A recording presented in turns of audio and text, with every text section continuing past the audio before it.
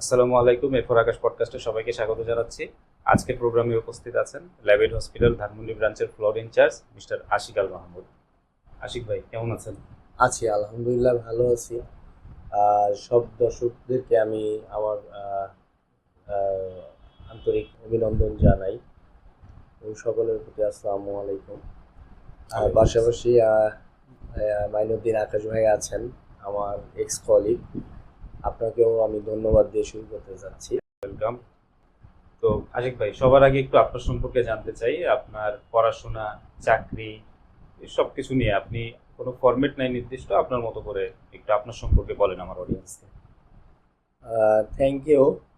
যে প্রথমত আপনাকে ধন্যবাদ দেই যে আমাকে এই অপরচুনিটিটা দিয়েছেন, যে আপনার এই স্টুডিওতে এসে যে হেলথ কেয়ার সেক্টর নিয়ে যে কথা বলার যে স্কোপটা আপনি তৈরি করেছেন সবার জন্য, এর জন্য আপনাকে অসংখ্য ধন্যবাদ।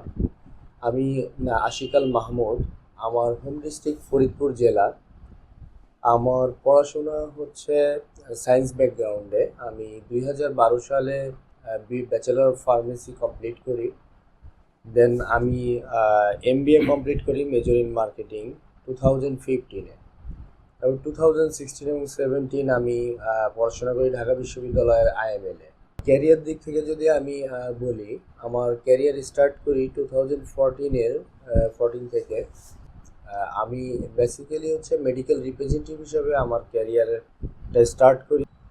তারপর হচ্ছে এখন আমি আছি ল্যাবিড কার্ডিয়াক হসপিটালের লেভেল 3 এবং লেভেল 4-এর ফ্লোর ইনচার্জ হিসাবে, এবং পথ চলা কন্টিনিউ আছে। ধন্যবাদ সুন্দর একটা ইন্ট্রোডাকশন দেওয়ার জন্য।